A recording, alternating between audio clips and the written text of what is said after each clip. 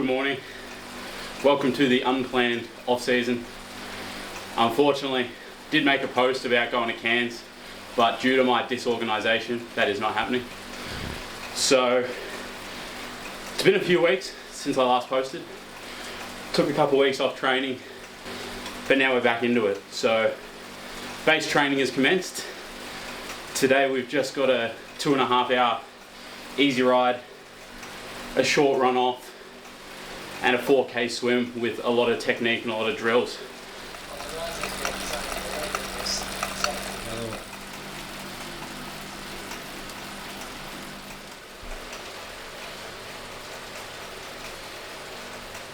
So, just chugging along at 200 watts. I've actually got it on erg mode, which I don't normally advise, but I'm kind of being a bit lazy. So, as I said in the intro, we're in the base season now. The goal is to build speed. Now, while today's training is going to have no speed in it, the thing I want to talk about in this clip and the next few clips is how important it is to actually slow down to build speed. So right now I'm sitting at not even 60% of FTP for a zone 2 ride, which is, for all of us, pretty much taking the piss. Like, you barely feel your feet on the pedals. When we're training for speed, we keep our easy days really easy and we push the intensity. If you remember back to some of my sessions in the lead up to Ironman Australia, I was pushing the endurance sessions a bit harder and I was really pulling back on a lot of the intensity. Now we're doing the opposite. So you'll see we're going to be at 200 watts here. The run off the bike might be like 450s, and the swim we might be swimming 140s, 150s and doing a lot of drills because we're just getting the volume in. The speed's going to come, and we'll show you this in the next video, when we do a speed specific track workout. So that's the plan. We're going to show you how easy base training should be. I'm going to get this done and we're going to run off the bike in about 2 hours.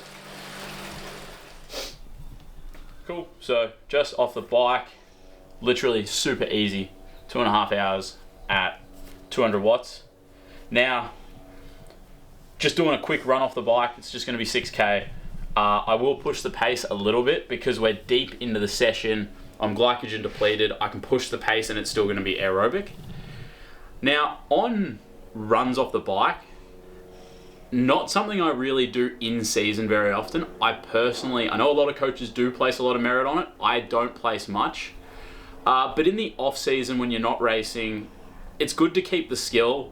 And, you know, personally, for myself and a lot of other people, sometimes the concept of doing a 2.5 hour bike or a 3 hour bike and a 30-minute run instead of just doing that all bike is a lot more palatable.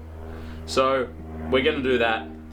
There's no, contrary to what anyone tells you, there's not really much science behind running off the bike outside of like a bit of placebo comfortability if you're not used to running off the bike. But in general, what's going to make you run better off the bike is just getting fitter, not necessarily doing more running off the bike. That being said, we're about to run now. It'll just be 6K, probably in the low 4 minutes, like kind of like a tempo pace, and should be pretty fun. So we'll get to it.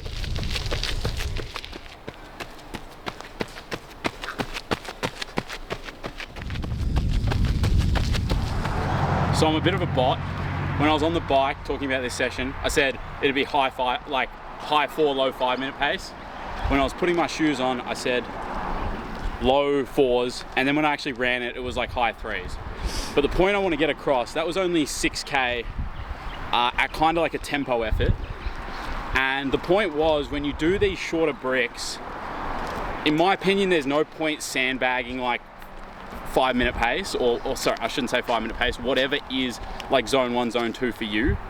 I think it's worth pushing it when it's like a 5 to 8K effort, pushing it tempo.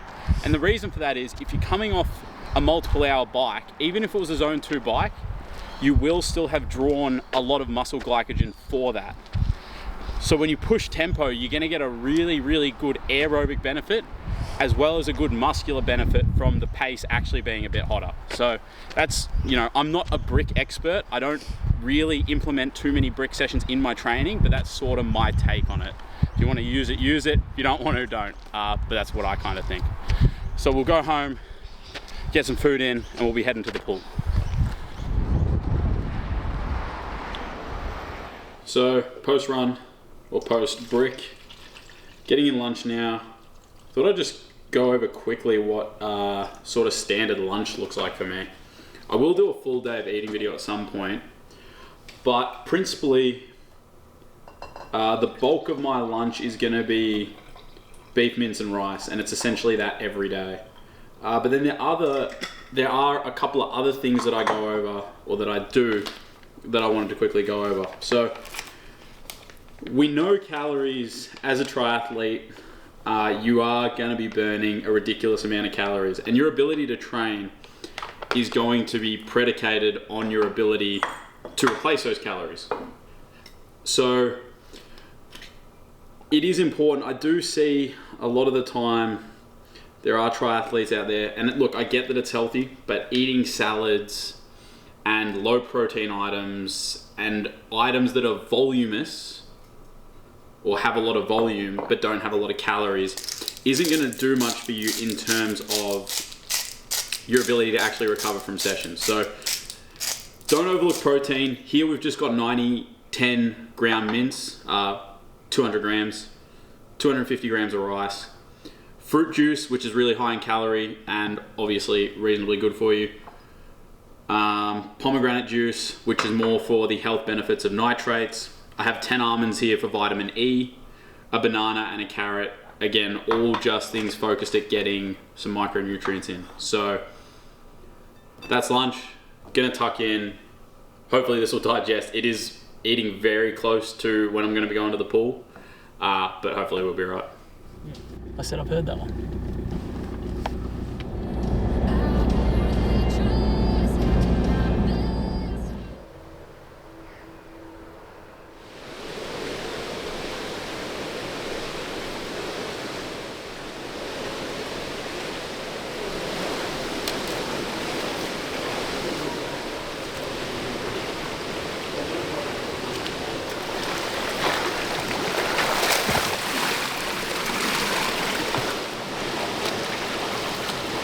So 2.6, 2.3 kn out of 4. Set is pretty simple, 2 500s aerobic, 6 times 50 drill.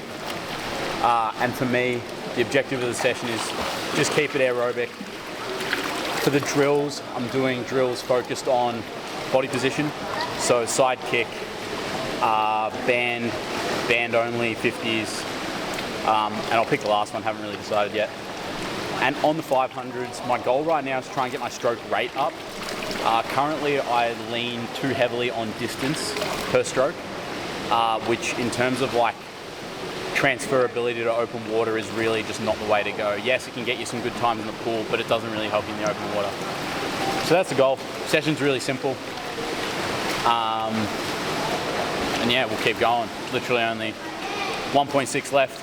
And then we're out of here, or 1.7, and then we're out of here. So, get to it.